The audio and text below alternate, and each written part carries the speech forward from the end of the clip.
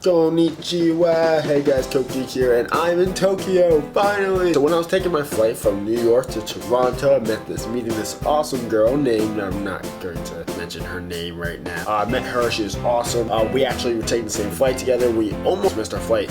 And then sadly, we didn't end up sitting together for the 12-hour flight. So that kind of sucked, because then I was pretty much bored watching TV, watching the videos, and walking around the cabin and looking out at some, strange ice planet that I'm pretty sure Luke Skywalker almost died on. So I landed in Haneda Airport in Tokyo, Japan. Woo! But then wait, hold up a second. I realized I have no clue what I'm doing or where I'm going, and more importantly, how to get there. And there's like the whole bunch of other problems like, food and transportation and, how to change my money into yen, and then how to get to my place on time. I'm pretty sure I got to the airport at like 4 and I needed to get to my place at like 5. So I thought, why not make a video of 5 things you're gonna need the minute you get off the plane in Tokyo, so you don't end up like me. Number 5, get some money, son. No, but seriously, you're gonna need some money. Japan is a hugely cash-based society, and places that do take cards probably won't take your foreign one. So make sure you buy some yen before you actually come here. You can do this at a bank, you can do this at the airport. However, the bank will charge you a pretty expensive fee on top of the currency rate. So I'd say having around 20,000 yen, which is about $200 American, a good amount to start with until you can take the rest of your money out. When you hit the airport, at least, this will be fine. Speaking of airports, forget Narita, go to Haneda. Dude, stop trying to make Narita happen. It's never going to happen. You may hear a lot of people say things like how to get from Narita to Tokyo. That is because Narita, although it says Tokyo, is the most popular and also most confusing airport in Chiba. Oh wait, that's right. Did I say Chiba? Did I mention it's not in Tokyo at all? It's all the way over here. It's actually about an hour or so away from pretty much anything you're actually trying to see. So take your 12-hour flight jet-lagged self to Haneda Airport, which is located where? Oh yeah, that's right down here, South Tokyo. Not only is it closer to everything that you're actually going to need to get to, it is also cleaner, nicer, and won 2015's Best Airport in the World Award.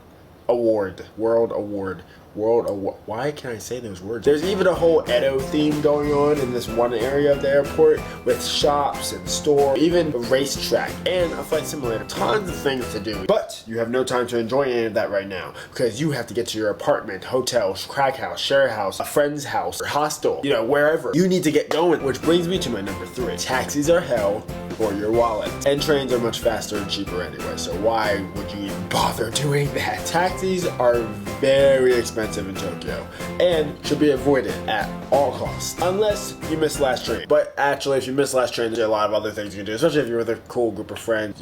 I'll talk about that later. Yes, I know trains are scary, and yes, I know Tokyo's subway system is one of the most confusing things known to man, because unlike things like New York's like MTA, where like all the trains run on like one thing from the city, Tokyo is not like that. Tokyo has a ridiculous number of 11 different private companies all running train transportation system. But listen to me when I tell you, you're going to want to take the train. Use Google Maps, use the app Navitime. Most of the subway stations actually have Wi-Fi. Don't get lost. If all else fails, ask a Japanese person around you. They do know the subway, and most people are extremely friendly and will go out of their way to help you. Like my friend from the first plane. Remember her? Yeah, the one we were running with? Yeah. Her family actually met her at the airport and then found out about my situation and guided me all the way to the station where I had to catch the train to my apartment. And they even stayed with me until the train came, and they were insanely helpful. I want to just thank them so much for that because I probably wouldn't have got here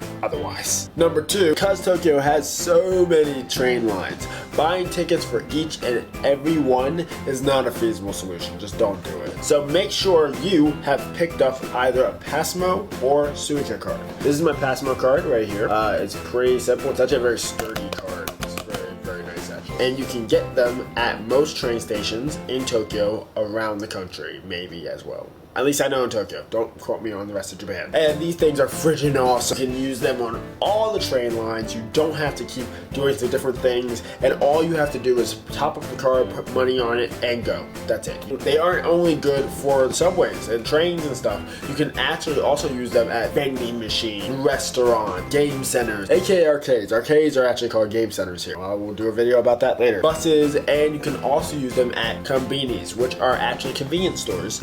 After you get to your location and you settle down, you're probably going to be hungry. And depending on where you are located and what time you get into Tokyo, places may not be open. So, take your hungry self to my #1 thing to do when you land in Japan. Or at least in Tokyo, okay? Remember, I'm only talking about Tokyo here. #1. Take yourself to a 7-Eleven and get yourself a 4-star meal. Konbinis are crazy awesome. The top chains in Tokyo are Family Mart, 7-Eleven, and Lawson's. Lawson's right now I'm in Family Mart. They have tons of things you can get here. Tons of food, real food. I know in your own country you usually can't get very good food at 7-Eleven. But here in Japan, pasta, to get it, I eat this way too much. Something ramen type thing. While in America and other places, convenience stores may serve some questionably edible hot dogs and sandwiches, but konbinis in Japan, they have some amazingly tasty food for a really, really low price. Just look at the selection. Before you leave 7-Eleven, I suggest you get your millions of yen out because of course you got it like that. 7-Eleven actually has an awesome ATM. It accepts international cards and has a very, very low surcharge. So I suggest going there to take out your money. It's pretty easy. You just put your card in, it does the little thing, you tell it that you accept all of its charges, you sign over your life to Satan, the numbers, and then your money comes out. See? Easy. So, to recap. #5, get your money, son. Make sure you have a few thousand yen in cash when you arrive. #4, forget Narita, book Haneda. It is more convenient and is very, very pretty. #3, taxis are way too high. Do what the locals do. Catch a train. It will save you tons of money and you'll get used to the subway system a lot faster. #2, get yourself a Passimo or Suica card before you jump on that train because it will be much simpler than having to absorb Tokyo's labyrinth of a train system on the first day. #1, get to a konbini and chow down like a king or queen. I'm trying to be politically correct here, okay? Konbinis are amazing here. 7-Eleven, Family Mart, and Lawson's are a very awesome way to grab some good eats for cheap. Maybe under 500 yen in most cases. Also, get your money out of that ATM in the 7-Eleven bank because they take international cards. And that surcharge is a lot cheaper. You can actually go to post offices and do the same thing. However, they have kind of strange hours, so I would suggest going to 7-Eleven. Follow these 5 steps and your arrival to Tokyo will be filled with nothing but yays and disbeliefs that you're actually in Tokyo, Japan. And then all the hard stuff starts after that. But I'll make videos about that later. My name's Koku Geek. Subscribe to Koku Geek on YouTube for more Japan related videos, especially about Tokyo. And be sure to ask me any questions you might have about Tokyo, Japan, or anything in the comments below. See you later, guys. Jamatane.